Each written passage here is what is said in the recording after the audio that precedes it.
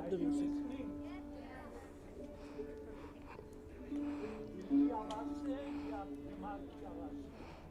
All right. Welcome everybody to the Jindal School of Journalism and Communications 7th commencement lecture. We are very proud to welcome our guest, Mr. Raghu Rai, one of India's, possibly India's, most legendary photojournalists. But we will begin, of course, by asking our Dean, Professor Kishle Bhattacharjee, to give the welcome address. Thank you, everybody.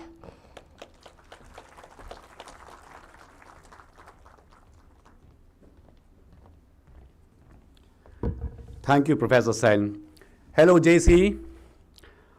Very good morning to our students, colleagues, my Vice Chancellor, and our commencement speaker, who may not have been a photojournalist had he not clicked a picture of a baby donkey that his brother sent to the Times London. And suddenly he was a photographer with a byline in the Times. When I called him up in May inviting him to address you, he readily agreed, but cautioned me saying, if something happens somewhere, I must pick up my camera and go. Thank you so much, Raghu. It means the world to us. Today I welcome the new cohort and the returning batches of Jindal School of Journalism and Communication with an existential question. How should we live together? The answer to this question should be your motto. The disturbing events of the last few weeks and months have troubled the nation, but the stories that often fall through the creek are of the people who risk their own lives to save others. These people value life. They believe in humanity and coexistence. So your job, students, is cut out. Truth-telling in an era of post-truth. Your stories must caution as well as inspire. Your stories should shake the conscience of a nation. Your stories should be a journey to take the world to a safer place.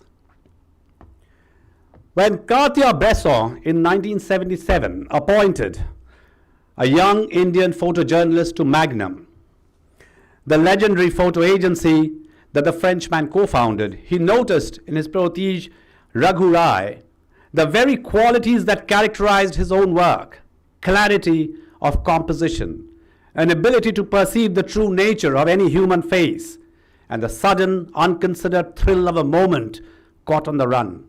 That pretty much sums up your learning curve at JSJC. Last year, my commencement plea was, look for innocuous incidents to explain the democratic conundrums, because India can only be understood through these conundrums. I ask of you once again to find the answer of how are we going to build the rules of co-living amidst confusions and disruptions, amidst hatred and suspicion. JSJC was founded in 2017, and we are proud to see our 4th batch of graduating students. In 2022, we started our 2nd program in film and new media, and this year we begin our 3rd program, corporate communication and public affairs. Storytelling is our credo, and we do it with text, sound, and the image. We believe that the world can be saved, not just by beauty, but through effective communication to resolve conflicts and confusions. You will be the torch bearer of this journey, so get started right away. Let me tell you this, with all seriousness and responsibility. You have been called upon to save this planet with your imagination, your commitment to doing something that will make a difference, to defy conventions for the common good. You are a global citizen of a global university, and I know you will not let yourself down. On this occasion, make a promise to seize any opportunity to save lives, to change lives, to build lives, and to hold power to account. I want to thank our founding Vice Chancellor for envisioning a school like ours at a time when the world needs more truth-telling. I'm grateful to the university and the management, the administration for the support they provide in setting up and maintaining the state-of-art facilities we have for our students, amongst the best in the world, complemented by a stellar faculty. We are a truly interdisciplinary media school where we defy rudimentary parameters of media studies. Our faculty is drawn from across disciplines of social science and humanities, journalists and filmmakers of repute. We are proud to have maintained the highest standards. I want to thank my colleagues and everyone present here for upholding the values of humanity and fighting against impossible odds to look out for each other in the JGU community. We must be proud of what we have achieved, but always acknowledge where we have erred. Let me end with a paragraph from Rilke's Letter to a Young Poet, a book I recommend every student must read. Be patient toward all that is unsolved in your heart and try to love the questions themselves, like locked rooms and like books that are now written in a foreign language. Do not seek the answers which cannot be given you because you would not be able to live them. And the point is to live everything. Live the questions for now. Perhaps you will then gradually, without noticing it, live along some distant day into the answer. Thank you.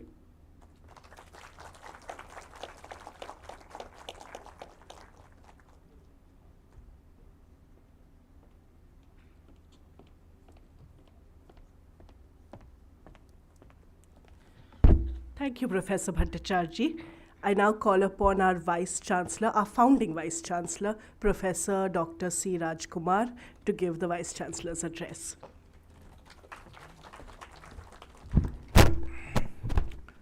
A very good morning to all of you, and let me begin by extending a warm welcome to all our students, especially the new students who have joined the Jindal School of Journalism and Communication.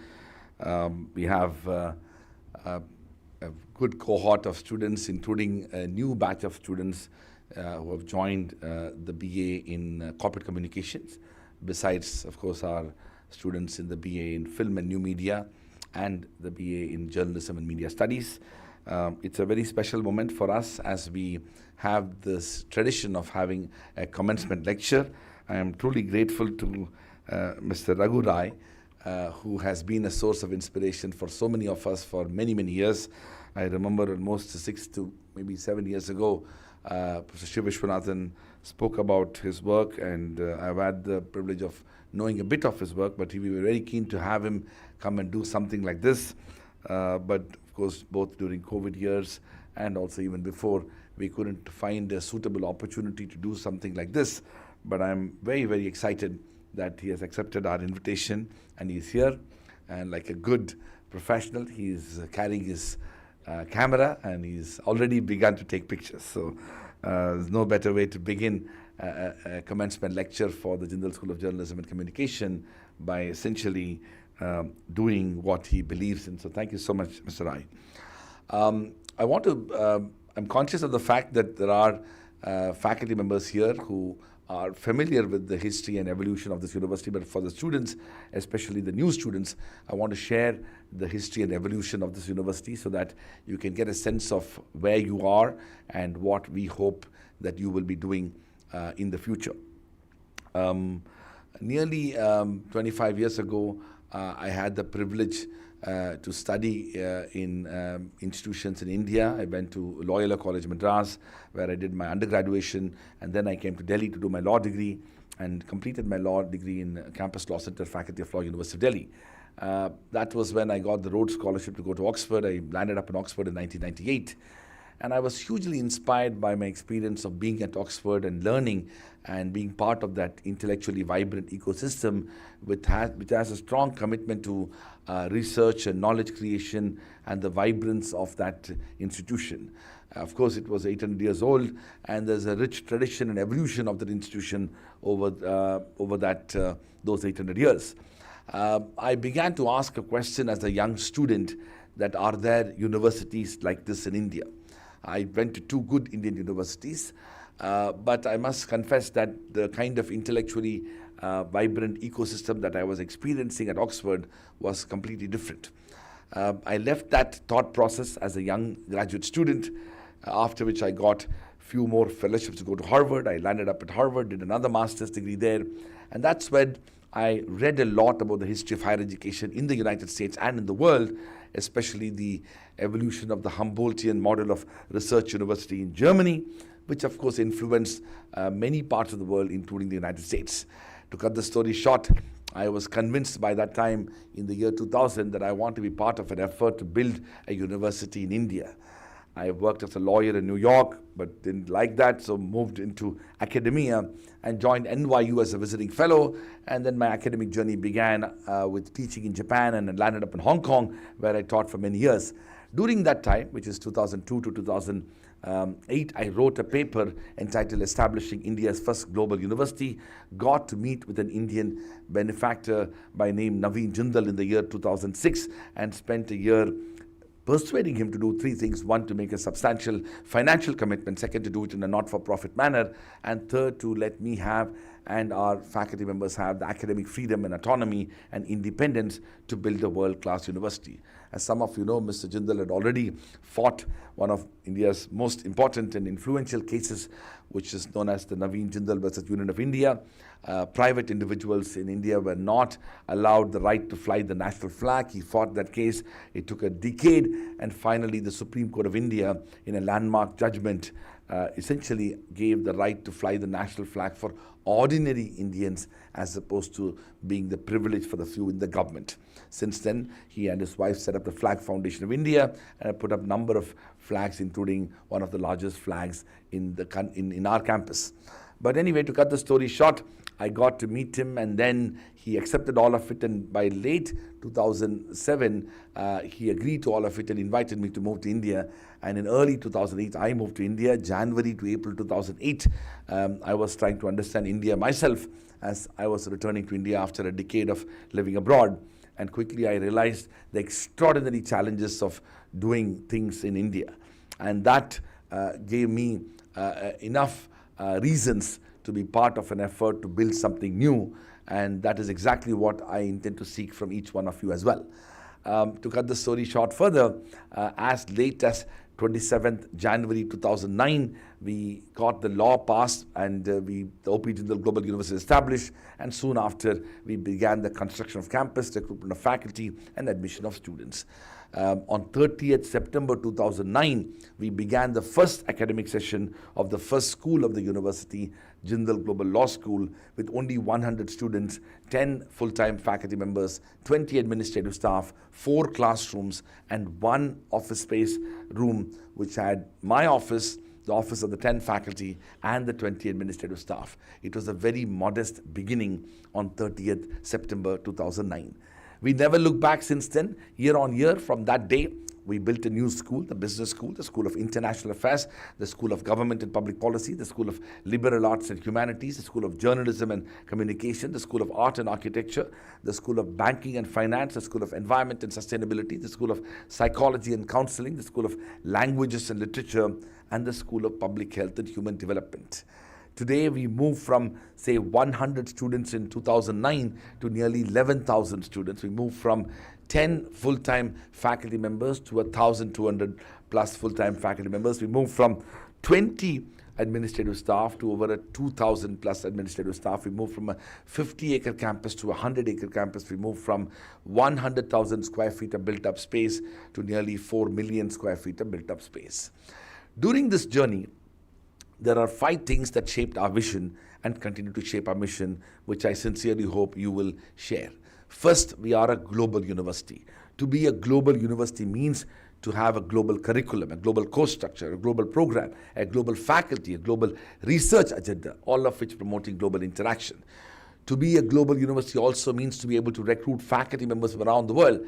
And I'm happy to report that the 1,200 faculty members come from 52 countries in the world, and these are full-time faculty members who live and reside in Sonipat. The student community also come from 60 countries in the world, and that's part of our effort to create a global institutional imagination. And that also connects to all states and union territories. Both the faculty and the students come from across India. It also means for us to be able to build international collaborations with universities around the world, and we have 400 plus university partners in 75 countries with whom we do different forms of collaborations, many of which have a direct impact on student aspirations, including student exchange programs, dual degree programs, short-term study abroad programs, immersion programs, all of which are available for the students of the Jindal School of Journalism and Communication. The second aspect of our university is our strong commitment to research. We maintain a 1:9 faculty-student ratio.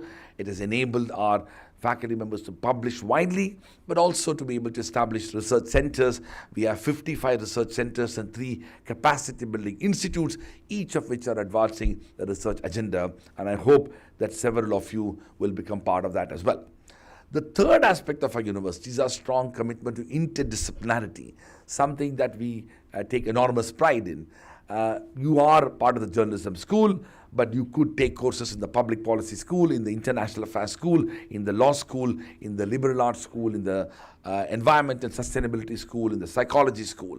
Such has been the flexibility and interdisciplinarity deeply woven into our curriculum, but also into our course structure and the opportunities that we have given for our students. And I sincerely hope you will make the best use of it. Every day after 4 p.m. in the evening, we offer over 400 courses, which are what we call cross-listed elective courses available for all students. And that's something which I hope many of you will make the best use of that opportunity. The fourth aspect of our university is our strong commitment to diversity, pluralism, and inclusivity. We are very fortunate that we have a microcosm of India, but also the world here. And that also means that you will be in a position to directly meet people and engage with people who are different from yourself. And that also is part of an effort to be able to build that community. But that's not the only thing we do. I'm happy to report that we, with our commitment to inclusive governance, over 50% of our students are on scholarship. We ensure that access to education is so important, and to the extent possible, we enable our students to be able to be affording education. Here, the last over a decade, we have spent over 250 crores of rupees towards providing scholarships and studentships so that as many students who cannot afford to study here can be provided that opportunity. I mean, I come from a middle-class family in India. I simply couldn't have gone abroad. I didn't spend 1 rupee to go to Oxford and Harvard, and I got those scholarships. Most of our faculty members did that, and so we brought that experience into Jindal, and our Chancellor, Mr. Jindal, has been deeply committed to the idea of providing access to education, and hence we were able to keep the fee as minimal as possible for a completely privately funded institution with no support from the government whatsoever, and to enable more and more students to be able to get access to this institution. And the last part of what we do is our strong commitment to experiential learning. A school of this kind is deeply committed to it, bridging the gap between theory and practice, but also to have opportunities for people to pursue internships as well as other work experiences outside the institution itself. As I look at each one of you, I want you to think for a moment that if, say, 7, 8, or even 10 years ago, if somebody had asked you that a decade later you will end up going to a university located in a place called Sonipat in Jagdishpur village in the state of Haryana, would you have believed it? And that is what has happened to India. A part of India is also about reimagining the past, the present, and the future, and to be able to create institutions of global excellence in places which you would not have otherwise thought it can happen. And that impossibility has been made possible here in Sonipat, and I can only hope that you will do many more things in that spirit. I also want to mention that I've always lamented about the fact that a country like India, why we couldn't have Al Jazeera type network, why couldn't we have independent media Well, there are a few, but the scale and the kind of wide influence of a channel like Al Jazeera, why we have not been able to build even after 75 years of independence. Something to think about it. I can only hope that a future graduate of the Jindal School of Journalism and Communication is able to think big and is also able to work towards implementing those ideas. Education is a privilege. You must be aware that the pandemic has taught us that this opportunity to be here together is something that we can't take it for granted.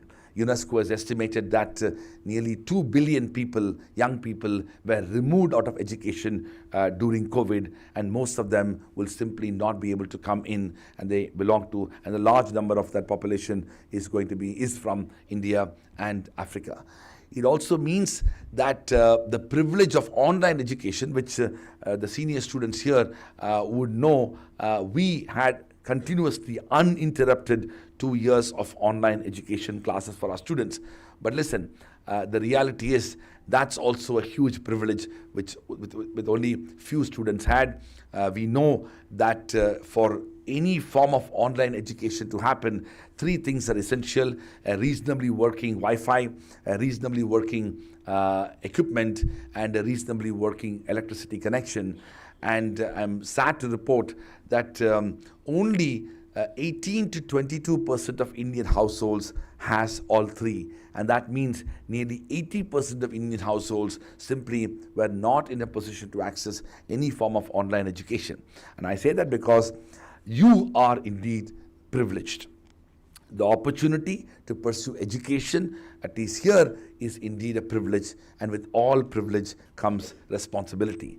You have a huge responsibility, not just as a student of this particular school or as somebody who's going to pursue media studies, but to be able to have an opportunity to influence the future, to be able to impact the future, to be able to change the world for the better, as Dean Kishalai mentioned. And that also means for you to come out of your comfort zone and to be able to build a deep sense of character and conviction to speak truth to power, but also to be able to be mindful of the fact that these are important years in which you ought to be acquiring knowledge and expertise and skills, and to be able to prepare yourself for the future.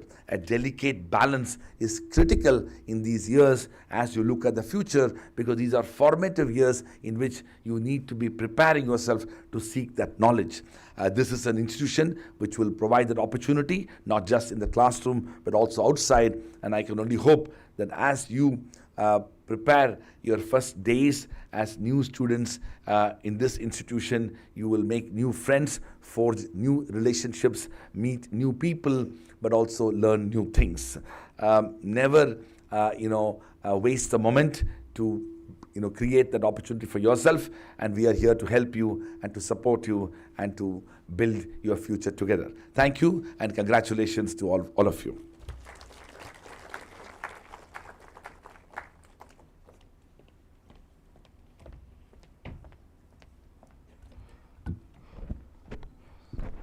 Thank you, Professor Rajkumar. I'm going to be very short on the introduction to our guest, partly because he doesn't actually need an introduction, but also because we are really short on time. So our guest today is the legendary photojournalist Raghu Rai. Mr. Rai is best known for his work on the Bangladeshi refugees and the war. He has just signed a copy of his book, Refugees in India. Among his other documentations, all of which our students are actually quite familiar with, are the Bhopal gas tragedy, his photo essay on human management of wildlife in India. Mr. Rai has for several years photographed the great masters of Indian classical cinema, Indian classical music, and in fact, the track that we were just playing by Pandit Ravi Shankar, the picture that comes is actually one of Mr. Rai's pictures. He's also photographed Satyajit Ray and Mother Teresa. Mr. Rai has won several awards, including, of course, the Padma Shri in 1972, but also the Académie des Beaux-Arts Photography Award in 2019, the Master of Photojournalism from the Lucy Foundation in New York, amongst others. Professor Bhattacharya has already mentioned about how one of the big greats of photography, Henri Cartier-Bresson, had actually nominated Mr. Rai to the very prestigious Photographers Cooperative Magnum Photos, and he continues being a member. Mr. Rai supports young students, learning photography, and he also has several ventures where he can mentor young people. So without further ado, I would like to invite Mr. Rai to the stage to deliver his commencement lecture, Exploring the Unknown.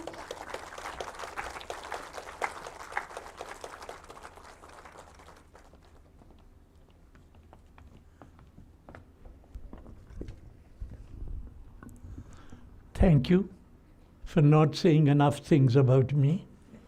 I would expect much more, but it's better not to waste time.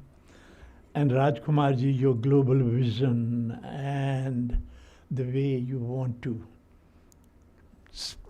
extend their minds, stretch their minds beyond any university system is something really special. And my salute to my dearest friend sitting in that corner called Professor Shiv Vishwanathan. Zindabad. He calls himself social scientist. I call him a mad visionary of our time. And whenever I had the privilege of making any request, he's done it wholeheartedly. That's why I'm here to speak to you guys. Now, there is one condition. Please remember, nobody's to pick up phones. If I see anybody looking at the phone, I look at them, which means they have to walk out of the hall. I am certainly not here to waste my precious time and emotion and disturbing this space for others. So please remember, no phones are allowed except me, the speaker. Okay? And I begin. जैसे हम करते हैं ना, prayer से शुरू करते हैं. तो मेरी prayer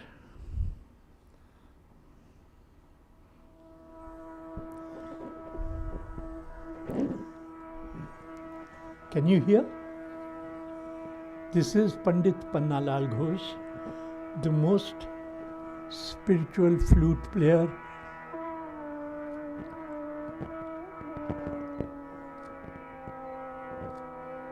if you close your eyes just for a minute and get into yourself, connect with yourself.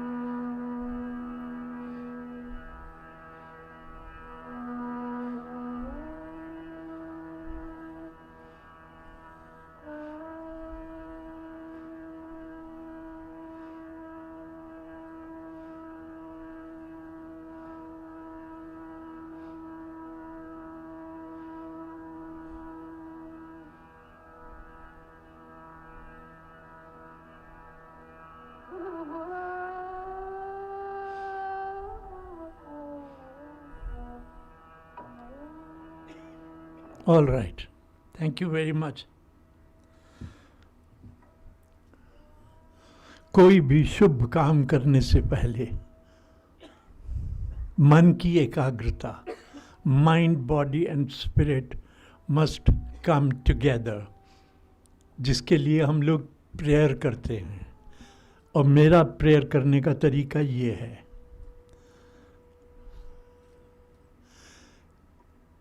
मैं आज देश में धर्म के नाम पे इतना कुछ हो रहा है, और मेरा धर्म भी मेरे लिए बहुत कीमती है.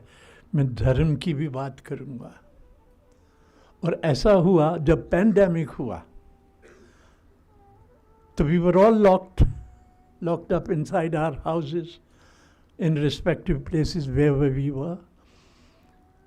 And I thought to myself कि यार इतना धर्म का शोर मचा है, मैं भी तो जानूं मैं कौन हूँ, किस धर्म से आता हूँ. Just because I am born in a Hindu family is not enough. तो मैंने महाभारत से शुरू किया, ट्वाइस ओवर. तो महाभारत, फिर महादेव के पीछे मैं लगा, which is supposed to be the ultimate supreme God, Yogi of divinity. फिर मैंने सोचा जब राम का नाम लेके इतना कुछ हो रहा है तो रामायण भी देखी जाए. तो पता चला वो तो मर्यादा पुरुषोत्तम थे, उन्होंने कोई मंदिर नहीं बनाया था, वो मर्यादाओं के संसार में जीना चाहते थे और वही उनका मंदिर था. फिर मैंने वर्ल्ड वॉर 1 भी देखी, वर्ल्ड वॉर 2 भी देखी, मैंने लेनिन भी देखा, स्टालिन भी देखा, कास्ट्रो भी देखा, जॉन कैनेडी देखा. कोई भी चीज़ जो मुझे कभी कभी टिकल करती थी, मैंने सबको जानने की कोशिश की. पहली बात तो ये कि अब मैं धर्म पे आ जाऊं. मेरा धर्म is photography. Ever since I have picked up a camera, I have learned so much about the world around me and the guy inside me, who that guy is and how he connects with the world. Or in one of Vasudev Krishan's utterances, जब वो ज्ञान देते हैं, so he says, because I had to speak at the National Gallery of Modern Art very recently, and they said, can you give us some new understanding of creativity? I said, yes, sure, I have some, because I had spent so many months watching Mahabharata and all these epics. So I said, Vasudev Krishan, ये मानते हैं, he believes that any religion which is tied up in rules, regulations, rites and rituals doesn't have compassion. उसमें करुणा नहीं है. धर्म वो जो दिल से उपजे. People ask me, what were you thinking when you were taking this picture? Do you plan your pictures, your journey, your ideas? तो मैंने बताया कि जैसे वासुदेव कृष्ण बोले कि जो दिल से उपजता है वो इंसानियत का धर्म है. जो दिमाग से तस्वीर खींची जाती है, इमेजिनेशन से, आइडिया से खींची जाती है, ideas come from other people's images and knowledge and utterances. That's your knowledge, that's your storehouse, which is collected. Even if it is best of philosophy and ideas, it becomes garbage because so much is gathering inside. We are not politicians, we are not businessmen, and we are not manipulators. We have to come from the heart. So, early in my life, even in my early work, I discovered, the first film I used, I had two very powerful images. And then I told my brother, I said, why don't I become a photographer? So I started taking pictures. The whole day I'll shoot, load one film, go back, process it in the evening, and look for great pictures. बाप का राज नहीं था, मेरे बड़े भाई का भी राज नहीं था. तो मैंने कहा, where is the gap? Now, me, as someone who had never thought of becoming a photographer, I was trained as an engineer because that's what my father wanted me to be doing, which I hated. हमारे ज़माने में हमें ऐसे permission नहीं थी कि all right, this is what you want to do, this is what you want to explore, go do it. We were ordered to do this profession. So I started to analyze myself and my mind.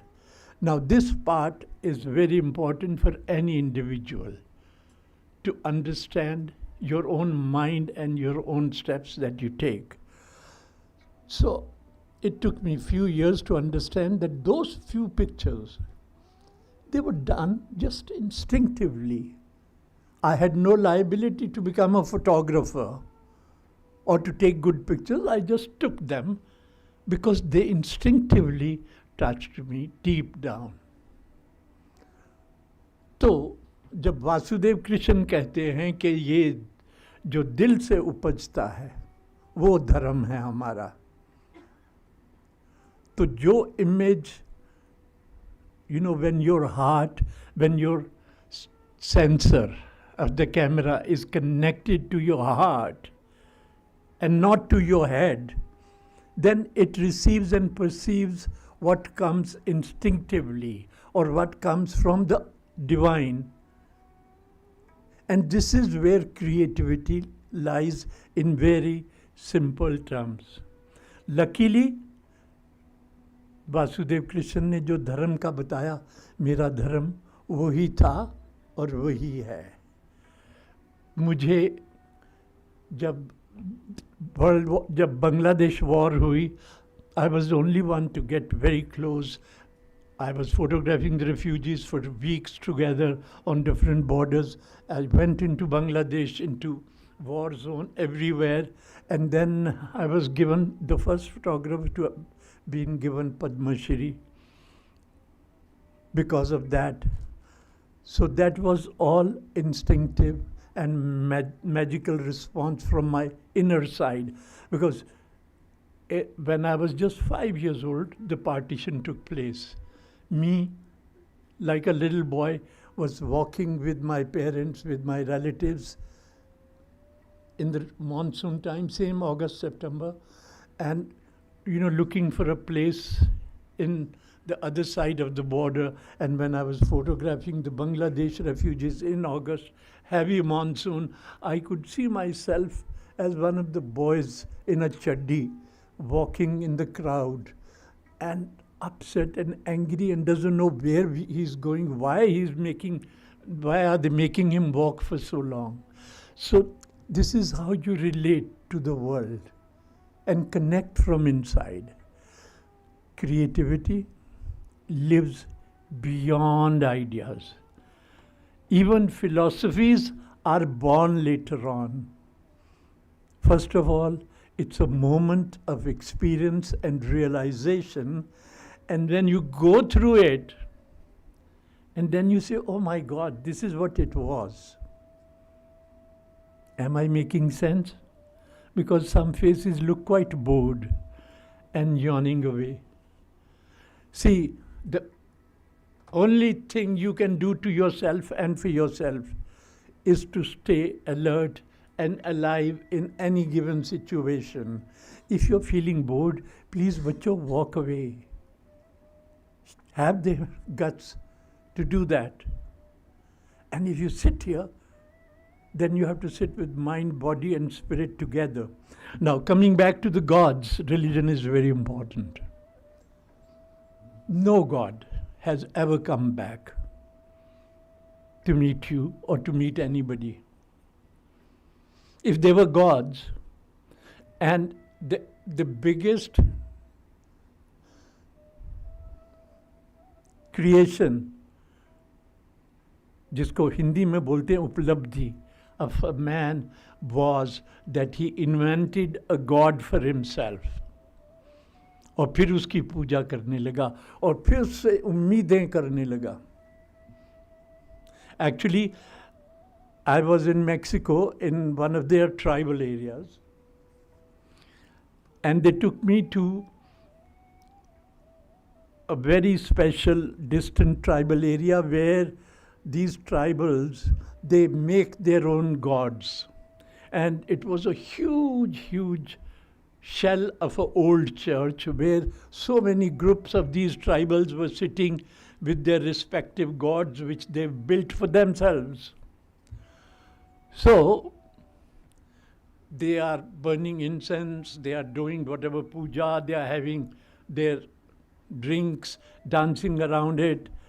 The story goes that they build these gods for themselves and they expect the god to do miracles for them.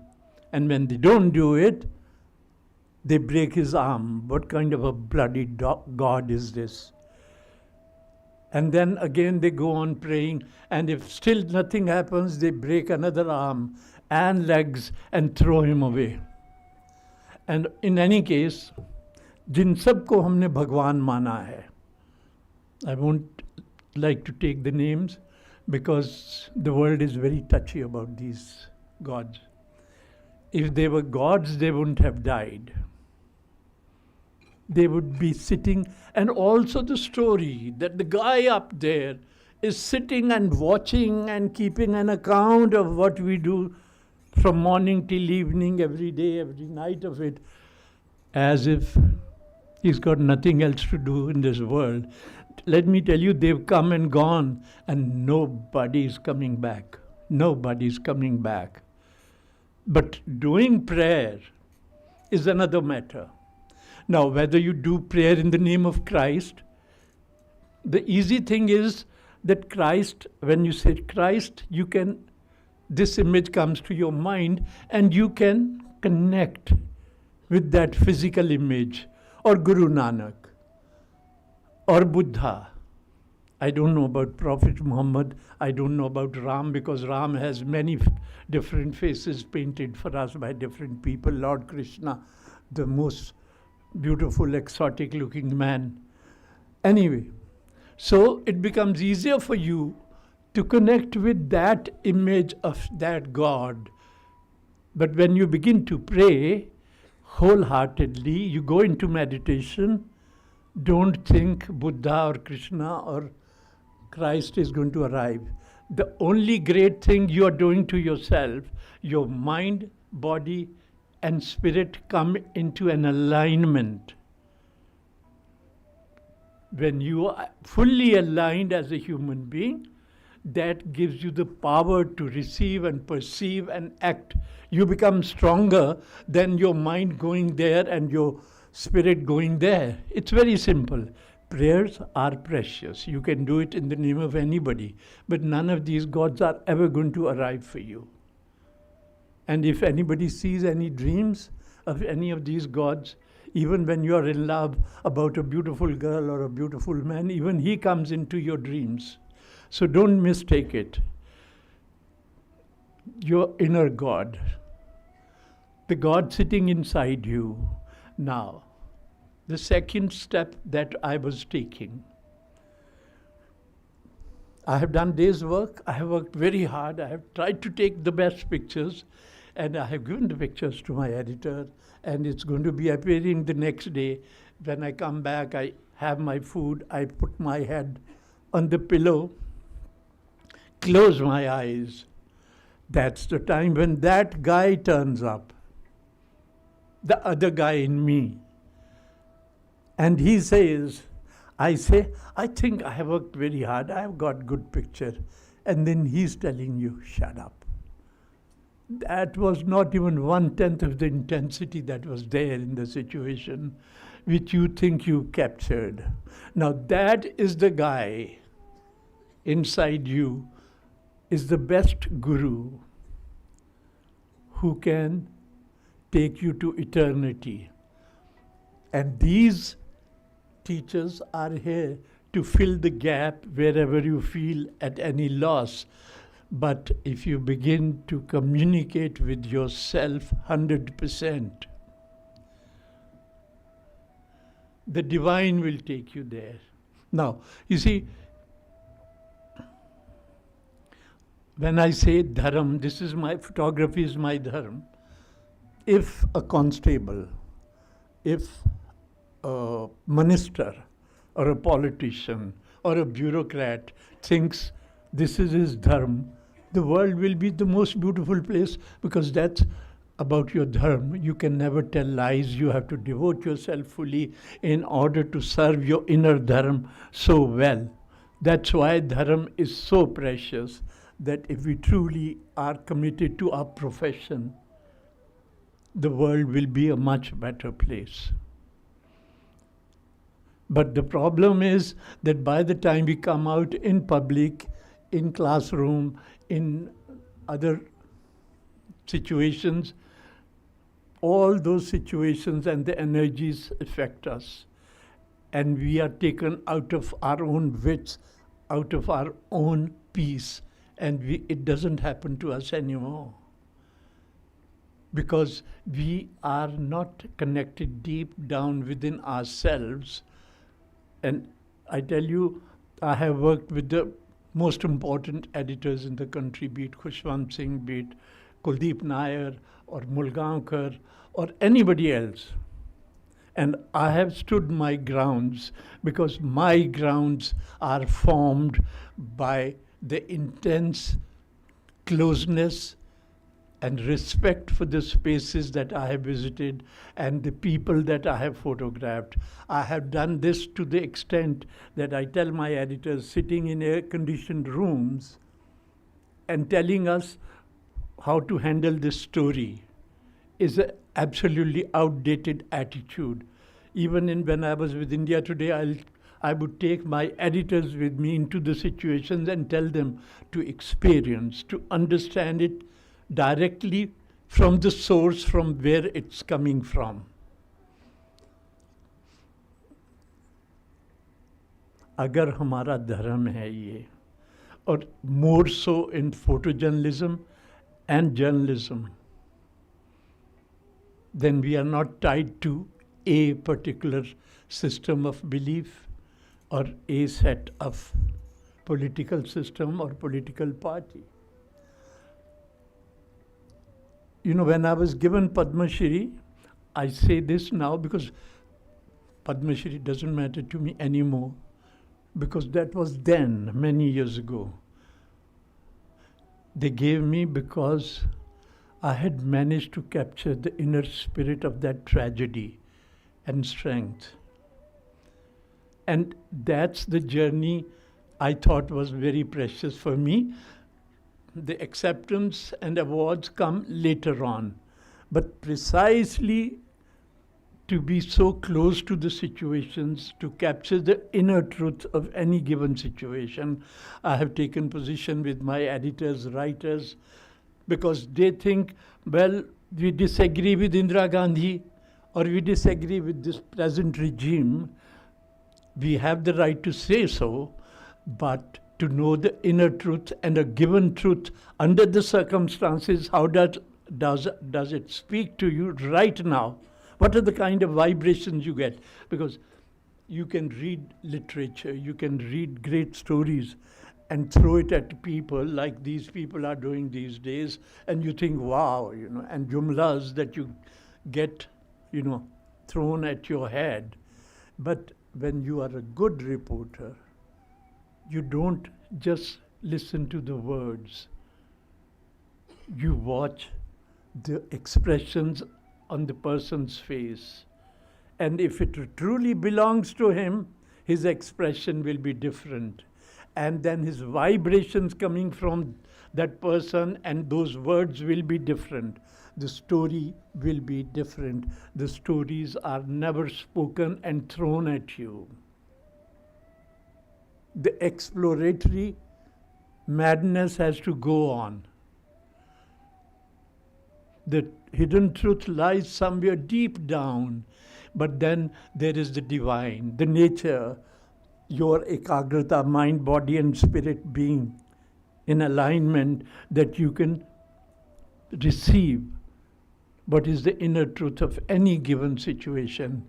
And once you do the click, or once it comes into your inner alignment, the feeling, the story that you've understood, you are an awakened soul in those moments. So when I come back, my editor says, very good picture, but we'll have to do this. But it doesn't have that. And we have to put this much, 3 columns. And then I take a stand, because I am the man who's invested my mind, soul, and spirit into the situations. And the situations have given me this gift. This is not my idea of anything.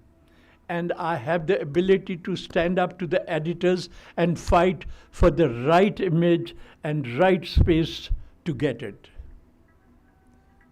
And I promise you, from day one, my first job at the Statesman, and then I was with Sunday, then I was with India Today. This is how I have lived.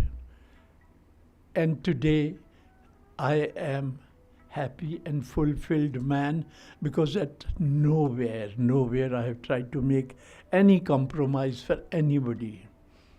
Because if you do that, you might get some favors from some people in power, but the divine will never forgive you. And the divine is the guy. And the best part is that to become a great photographer, you have to work hard, you have to go to situations, right time, at the right place. You have to be a writer, you have to be reading many other books and literatures. For music, you have to learn about ragas and have a guru. But if you want to be as good as a God, as a divine soul, it's a direct connection from here to there. And if you have the ability, you don't need a cell camera or any camera or anything else, no pen, no piece of literature. You make a direct connection and the divine connects with you. You see, I go to situations and I take pictures. I prefer to have much more in my pictures than a person or a story, because India is an ancient culture where so many religions have learned to live side by side at the same time. So the experience of India is multi-layered. And the multi-layered experience, which means you need to open up. You know, youngsters, when I'm talking to them about photography, they ask me, but how did you manage to get this with nobody looking at you? And how come you have so much? I said, the Divine Father is so rich. He has treasures hidden for us. If you become an explorer and you make yourself available, then He begins to offer it to you. And coming back to music, when we listen to so much music and value it, and it begins to beat with our soul, or so to say, our soul begins to beat with it. When I was doing my story on great masters of Indian classical music, and I did a big feature on Pandit Bhimsen Joshi, and that, when he came back, he sang Darbari, Rag Darbari, and it was most amazing. And I said, Panditji, it was unbelievable, Darbari. What great music you give us. He said, what music? I have seen your photographs. I have seen that music coming out of your images. Why? Now, let's be very practical. When I listen to so much music day in and day out, it goes not into my soul, even into my bones. And when I listen to music, and the piece of music or rag that I like, I listen to it over and over and over again till it gets into my bloodstream. So when I am in a situation, they say, being here and now is a very old idea of Buddhism, but very simple, very precious, especially for a journalist. Being here and now means when you're being here and now, you shouldn't be thinking that my editor has said this, or this is the image I want to make. No, here and now is the time and here is the space. So you have to connect 100% to capture that magical moment. When you are here and now, then the immediacy, the power of the moment is captured, be it for a story or for a camera. This precisely is the reason. And then, apart from photojournalism, I have tried to sustain myself wandering around in the streets, in the lanes and by-lanes of daily life, to understand who we are, how ordinary people live their lives on daily basis. And when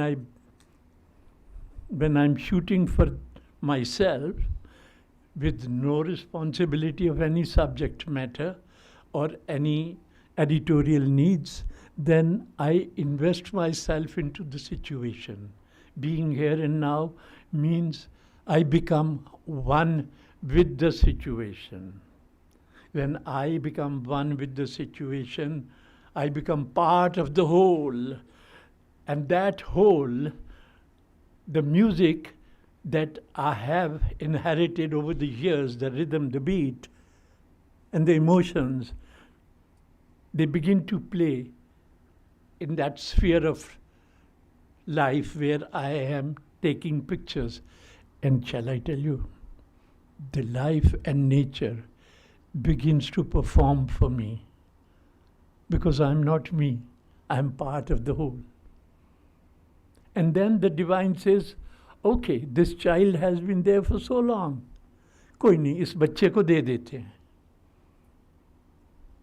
और जहाँ तक your image having so much and much more is how. You see, a youngster goes, he sees something which is very interesting, he takes a quick picture. When I go there, I see something interesting, I said, yeah, but not enough for me.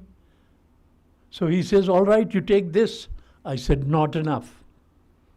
So he says, I give you this. I said, yes, I take this. The choice is yours. You want a dinky car or the best car in the world? He is so rich. The Divine Father, he has everything. पर लूटने वाले नहीं बच्चे हैं. इतने में खुश होकर घर चले आते हैं. मामा कहती है, शाबाश बेटे, वेल डन. तो आपको घर से बाहर, खुद से बाहर, दुनिया से भी अलग होके देखनी है दुनिया. And the divine helps you a lot. I tell you, sometimes I wonder how it's happening for me. And I am not the chosen one. They say geniuses are born. I haven't met a mother who produces a genius. If at all, a genius has to be born out of his or her own guts. And if you are born out of your own guts in any given situation, is just a situation. The next time, you have to be reborn. The investment of your mind, body, and spirit has to be so intense and so awakened that again it begins to perform for you. इससे सादी बात, intense बात क्या हो सकती है कि वो वेट कर रहा है, लूटने वाला नहीं है. Because we are very nice to ourselves. And we say, अरे इतना तो कर दिया है और क्या करना है. मोदी जी से पूछते हैं ना, मोदी जी इतना कर लिया और क्या करना है. समझिए, आपको सोचना है कि आपने धरती आसमान फाड़ दिया, unless you have that kind of spirit of madness and exploration, the unknown will never show up. You know, there are moments when the relevant and irrelevant separate themselves in any given situation, but to merge again, because nobody is waiting for you. When they separate themselves, and if you are fully connected, and if you have the clarity and the discipline, you capture that moment, and the relevant and the irrelevant has merged again, and it's as chaotic as ever. The opportunity nature provides, the divine waits for any one of us, because He is also hungry. He has created you. He wants you to be there, out there, so completely, so alert and so alive. And He feels sad about you guys, that you are not there. This is my basic training, and today, after 55 long years, I promise you, I don't have a magic finger. Sometimes people say, "Sir, आप हमारी एक तस्वीर खींच देना." खींच दूंगा, लेकिन कोई मैजिक फिंगर नहीं है. जब तक के moment of connectivity and divinity doesn't come my way, I still don't have a magic finger. And now I have realized it very clearly that do not be mistaken. This is how the divine is. When I was photographing Mother, every time I went to meet Mother, I had to prove myself all over again who I was. Because she lived in that spiritual clarity and simplicity that for her, anybody, big minister or ordinary person or a beggar in the street, she treated everybody in the same way.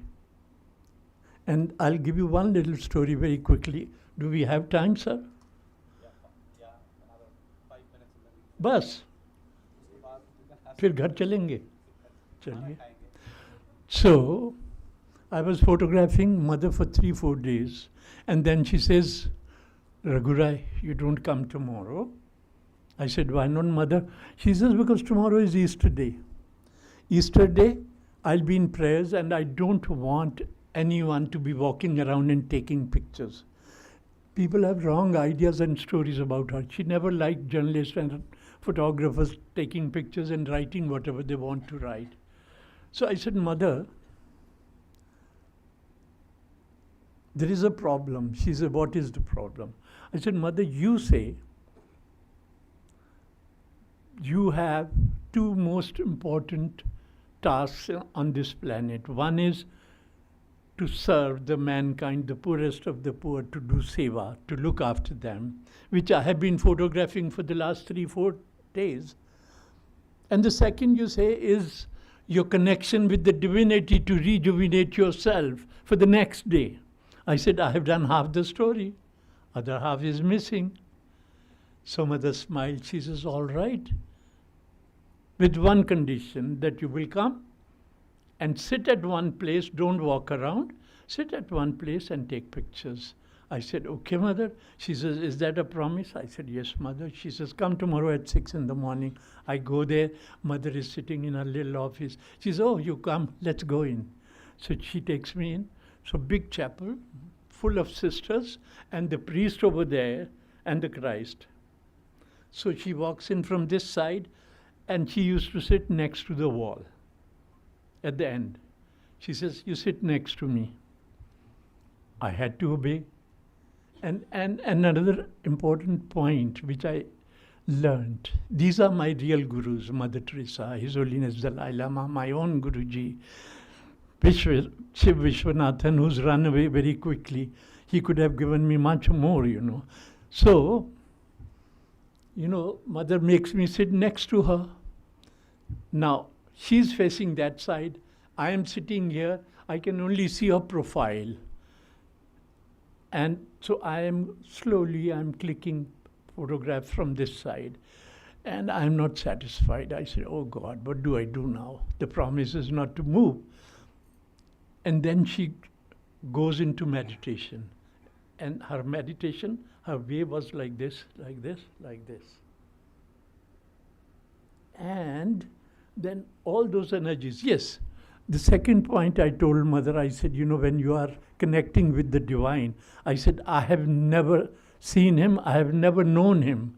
But I know when you close your eyes, you sit in meditation, he arrives on your face. And I have to photograph this. So anyway, she goes into meditation, and I am sitting on the side. Unless I go there, it doesn't make a sense. So eventually I get up and take that picture. From here, 2-3 quick pictures. Come back quietly. Now, all the sisters are going and kissing the feet of the Christ and leaving. And mother gets up to do that. And how can I not take that picture? So mother is walking, I am walking. And I take those pictures. I come out. Mother comes out from the other door. I go to her with folded hands. I say, Mother, forgive me. I couldn't keep my promise. Now, the great thing about mother was that she will not look at you. She will look into you, through your eyes. It used to scare me initially कि माँ जो है वो अंदर तक देख लेती है, मर गए, कि आपके अंदर जो कुछ चल रहा है, माँ देख लेती. This is what spiritual beings can do. His Holiness Dalai Lama, our Guruji, he could do that. So she looked deep into my eyes, held my hands, and she says, oh, God has given you this assignment. You must do it well. No other religious leader would have forgiven you for this. So I have had the blessings of such miraculous divine souls, and this is why I place so much emphasis on the divine connection, because what divine can create and perform for you, nobody else can do. So I think 5 minutes are over.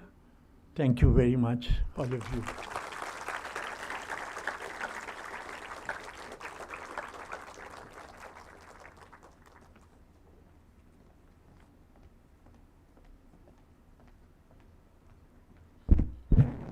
Okay, we have time for 2 questions. We'll collect the questions first, and Mr. Rai can take them later. Mic is going around. Arvind, our student Arvind, who also likes to take photographs. Go ahead, Arvind. Inko, mic. Hello, sir. I'm Arvind, a third year of a journalism student. So I have been into photography for past 6 years, and I could relate to some of your points you said. So one thing I wanted to ask you is about ethics of photojournalism with regards to your work. Ethics, I told you, ethic comes from your soul, from your heart. What is true, what is honest, what is your responsibility, that should be your ethics. Thank you, And sir. not the editorial needs or political alignments or non-alignments. Ethics should be connected to your soul, your spirit, your heart, and not to your mind. If you follow your heart, it will take you closer to the truth that ever existed. I have already said this. I was explaining that. Thank you, sir. Then we have, the mic is going, you'll have to introduce yourself. Hello. Yeah, good morning. I am Srishti Telang, and I am a law school faculty. I'm an assistant professor here. I've been a big fan of your work. In fact, when I'm speaking, I'm having goosebumps when I'm talking to you. The one question that I want to ask is that when you say that you don't create moments, you connect with the divinity. But there's one little ethics that I would like to ask you, that how you deal with situations where there is one aspect of invading a privacy and the other aspect of bringing out the truth.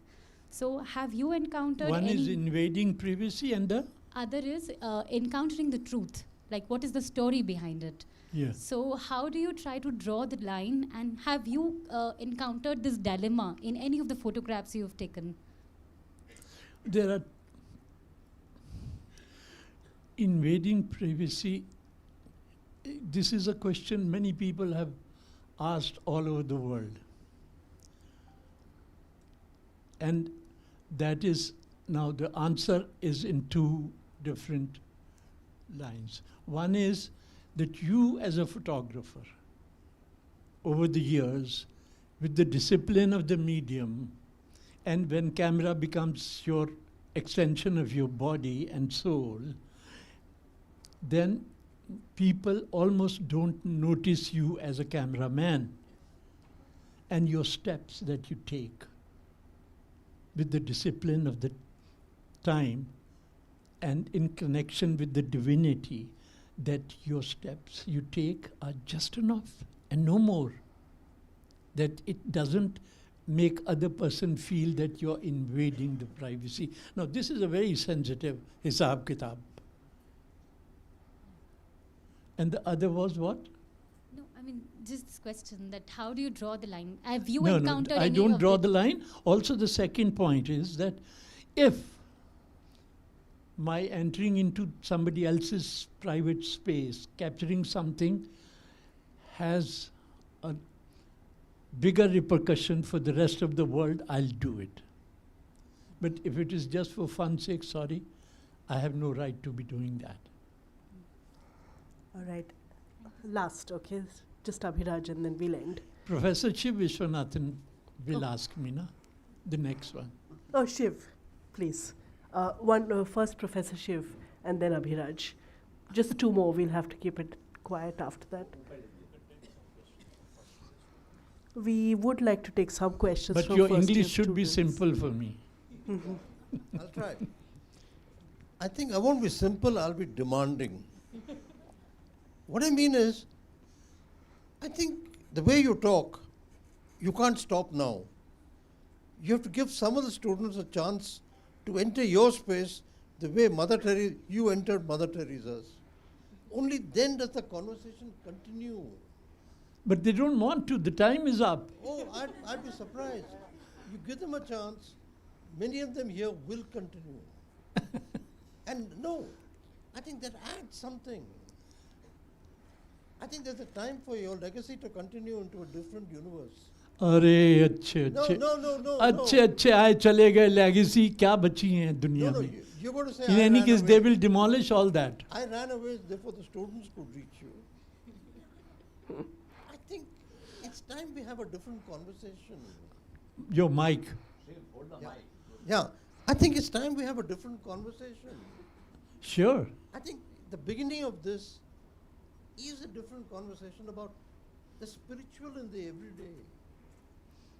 Your photography is both spiritual and everyday. That's what makes it genius. You separate it. The photograph ceases to No, exist. but also I'll say, even when I was doing photojournalism or shooting for myself or talking about creative moments in nature and spirituality, I have never differentiated photojournalism, politics, social life That's from my precisely what I'm spirit. saying. From my spirit. Yes, and the search for a self Yeah. of a different order.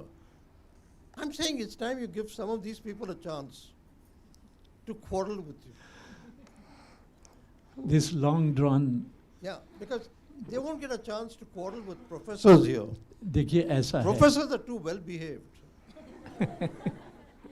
No, you see the thing is No, because that here they don't see that your spirituality stems from a different kind of bad behavior. And that's what makes it beautiful. That's why Mother Teresa or Dalai Lama see you as compatriots. You see, I'll tell you a short story. My wife, वो कहते हैं ना घर का Bedi Lanka ढाए. She herself is very spiritually connected. So, very close to Mother Teresa. When I meet His Holiness, he pulls me in. His head goes on my shoulder, my head goes on his shoulder. He keeps me and gives me a prolonged hug. And I go, I go like this, the energy that he gives me, my Guruji, other spiritual friends. So one day my wife says, what do they find in you that you get so much love from them? I said, I'll tell you. Now घर का भेदी जो है जब बाहर लोगों के सामने बोल दे तो थोड़ा धरती हिल जाती है ना. तो मैंने कहा, I'll tell you what. You see, when I'm in front of, say, His Holiness, Mother is gone now, my Guruji is also up there, but he'll be watching all the time.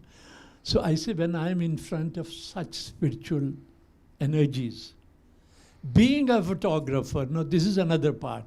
Being a photographer, I have learned to receive and reflect what is there in front of me.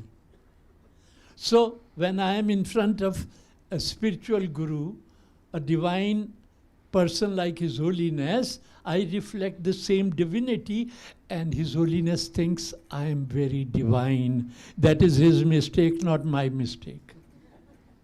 So Professor Shiv is saying that students should get a chance to enter Mr. Rai's space in that sense. So Abhiraj first, and then after that we're going to take one question from a first-year student. So we now have a space for just first-year students. I see, yes, so Pratyush at the back there.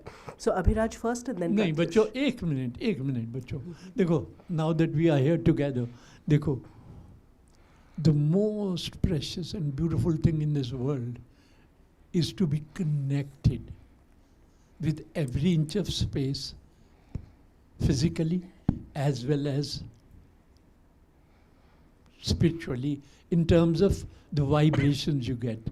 And when you begin to connect 100%, you are a blissful person going around. I tell you, after clicking pictures, I have started dancing in the streets with joy, because I am so connected in moments, and I thank Him for giving me such a deep and spiritual connection that I can dance for myself and for Him, for His glory.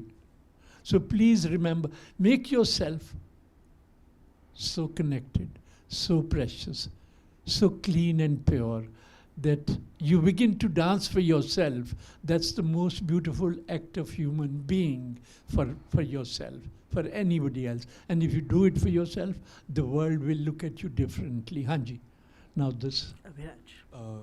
I have to say I agree with Professor Vishwanathan. What you've said here today is completely different from any of the other lectures we've ever had. Spirituality has never been at the forefront of any lecture in this hall, as far as I know.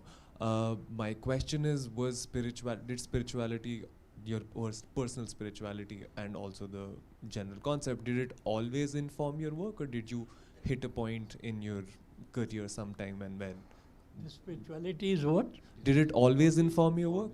Or did it come to you at some stage? Was there a moment? अगर मैं like- इतना spiritual होता तो मैं सबसे ऊपर बैठा होता. ये आती है और जाती है, मेरी जायदाद नहीं बनी. मैं वही कह रहा हूँ, 55 साल के बाद मैजिक फिंगर नहीं है मेरे पास. लेकिन एक बात मैं और बता दूँ, अब माफ़ कीजिएगा. हाई स्कूल में ये जो हमारे स्पिक मैके के लोग हैं, कई दफ़े हमें बोलते हैं स्कूल्स में जाके बच्चों से बात करो. तो मैं एक हाई स्कूल में गया, वहाँ बच्चों से बात कर रहा था. अभी 10-12 मिनट ही हुए थे, तो एक बच्चे ने हाथ उठाया. I said, yes. कहता, sir, can I ask you a question? I said, yes, please do that. Because when somebody asks questions, I like it better. Then I have to answer that person, and in the process, I ask myself and explore myself about that question. So this child says, he says, sir, what you are saying sounds very interesting. But he looked so troubled. It sounds very interesting, but I can't figure out what you are trying to do to us. So I said, yes, I'll tell you what I'm going to do to you guys. I said, I have been invited here to come and uproot you and toss you in the air and hold you there. Before you land, there are going to be two conditions. A, when you land, you cannot step on the steps you've already taken. The second is, when you come down, you cannot step on the steps other people have taken. Can you imagine the possibility you create for yourself? Brand new space you achieve. Anyway. And the last one, Pratyush. Good afternoon, sir. It is indeed a privilege to be sharing the same room with you. My question is, you have been seeing politics evolve in the country from a very, very long time, and we have seen religion now become the forefront of politics in India, and with that comes censorship. So how have you dealt with censorship from time then to times now? You see, emergency was declared and it was there for few months, 18 months. And that emergency had very specific purpose, and it did not have the same fears and parameters and difficulties what you are facing without anybody declaring the emergency. Now the situation is, under these circumstances, since I don't work for any newspaper or magazine, so I don't have any liability to take on any position anywhere because I am not into active photojournalism. Regardless, I have been to CAA, I have been to farmers' protests, and even now wherever something is happening and it's not too far away from my reach, I go there, I take pictures, and I capture the essence, the feeling, and the spirit of what's going on. And since I don't contribute to any newspaper magazine, I am collecting these moments for my future projects. And I'll keep on doing that. Nobody can stop me from capturing the truth. Only it becomes explosive only when you put the caption which says, you know, this happened and that happened and this is the story. Your photograph is as good as much it can speak for itself. People have started doing writing on their photographs in a very stylish way because your picture is not good enough to speak for itself. So I am capturing, and my pictures should not need caption.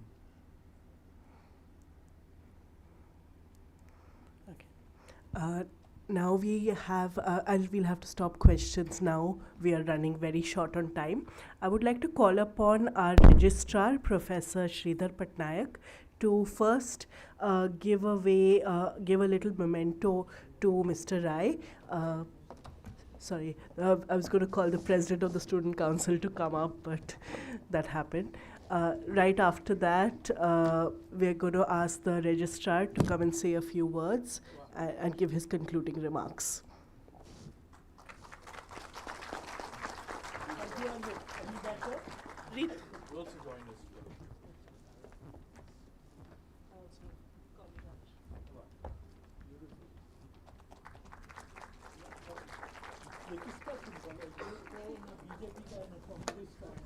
जिस university का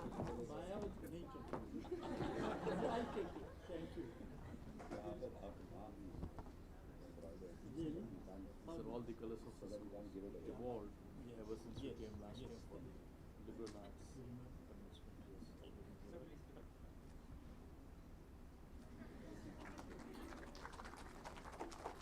देखो बुद्धू बातें करो, बुद्धुओं की तरह जियो, पर दिल में प्यार रहे, तो आपको दुनिया ज़्यादा समझने को मिलेगी.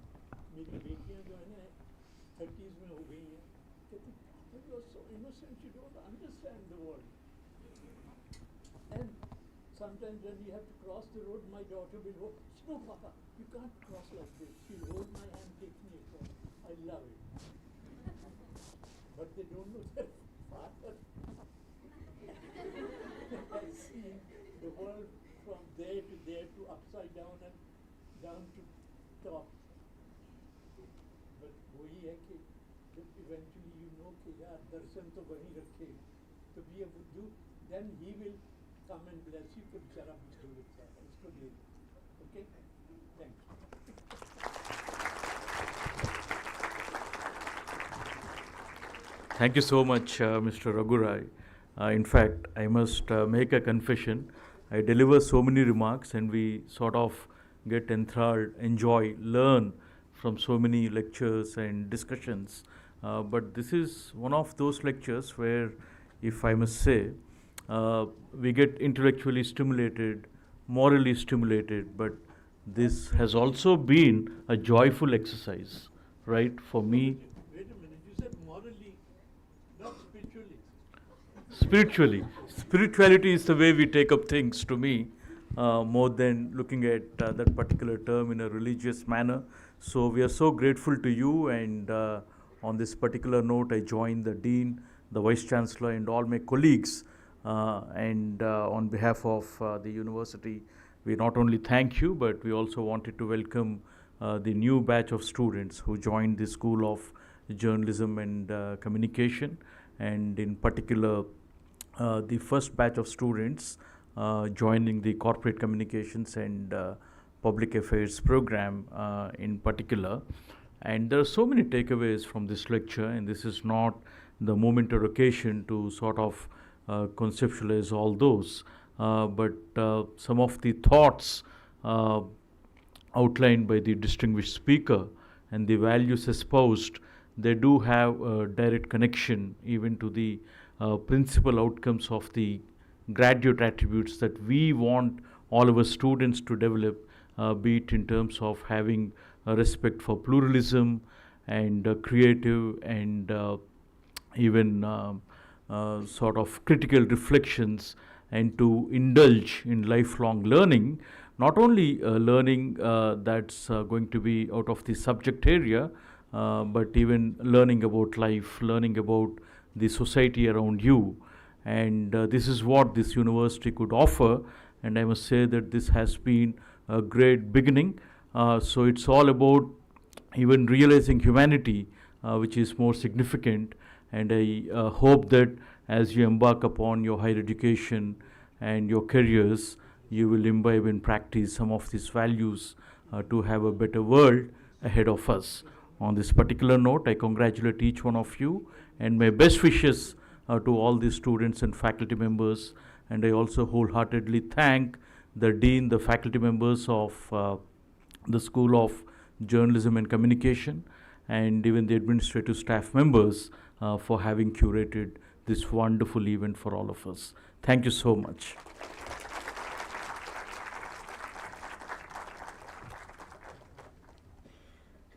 Thank you, everyone.